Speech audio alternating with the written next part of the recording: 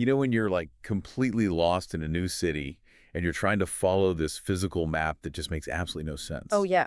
The worst feeling. Right. You're turning it upside down. You're carrying all this anxiety because you think it's entirely up to you to find the way. The pressure is all on you. Exactly. Mhm. But then imagine a master guide walks up, gently takes the map out of your hands, and simply says, I know the way. Just follow me. Hmm. That instant feeling of dropping your own confusion, well, that's exactly what Guru Arjan Dev Ji captures in line 626 of Rag Sorath. Mm. So today we are taking a deep dive into this beautiful text. We want to explore the profound spiritual themes here regarding the soul, the guru, and the creator. Yeah, because it really offers an actual blueprint for removing sorrow. It does. And what strikes me immediately is the opening declaration, Guru apune balihaaree, which translates to, I am a sacrifice to my guru. It sets the terms of the relationship immediately. Yeah, but I mean, balihaaree, the concept of sacrifice, sounds really intense, right? It almost sounds like physical loss. Oh, sure. It definitely sounds heavy at first. But going back to that map analogy, Well. it's really less about losing something physical and more like surrendering your ego, handing over that heavy, confusing map to the master mountain guide. Yeah, because in Sikh philosophy, listeners are obviously very familiar with devotion.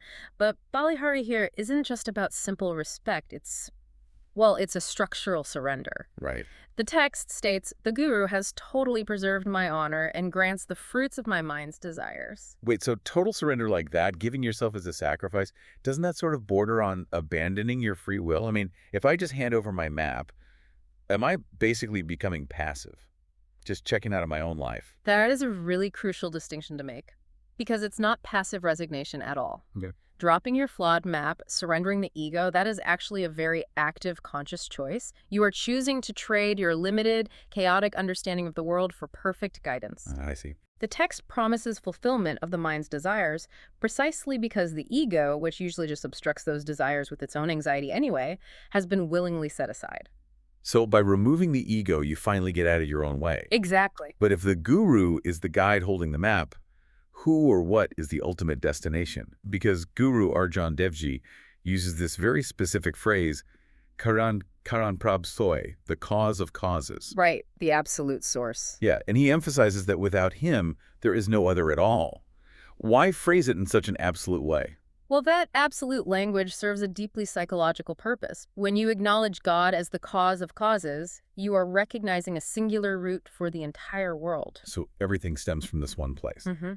The text notes that this singular source gives all blessings and has, quote, made all creatures subject to me, referring to the devotee. Oh, wow. Understanding the singular source completely removes anxiety because all ultimate power and grace flow from one place. Yeah, there is immense psychological relief in that.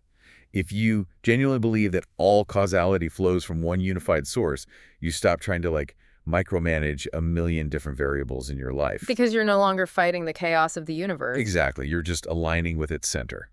But how does a person actively engage with this cause of causes? How do you actually experience that relief? Right, the practical side of it. Yeah, because there's a direct cause and effect promised at the end of the hymn regarding Servant Nanak. Yes. So Guru Arjan Dev Ji gives us the actual mechanism for this alignment. It's meditating on the name of the Lord. Okay. The text explicitly promises that when one meditates on the name, all his sorrows depart.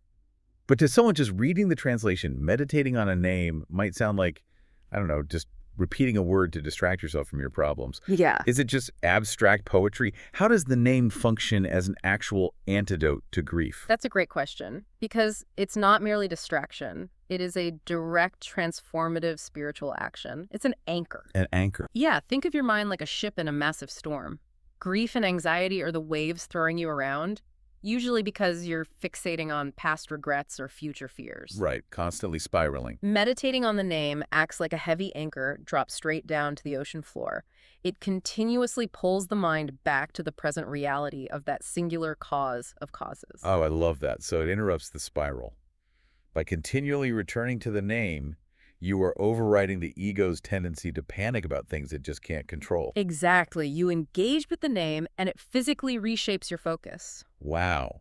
So the sorrow departs because the mental framework that allowed it to multiply in the first place, that whole illusion of control, is completely dismantled by the meditation. It really is a complete architectural shift in how to live. What a journey. I mean, we've gone from actively surrendering your ego to a master guide, to understanding that singular cause of causes, and finally using meditation on the name to just wash away all those sorrows. A truly profound blueprint for finding absolute stability in a totally unpredictable world.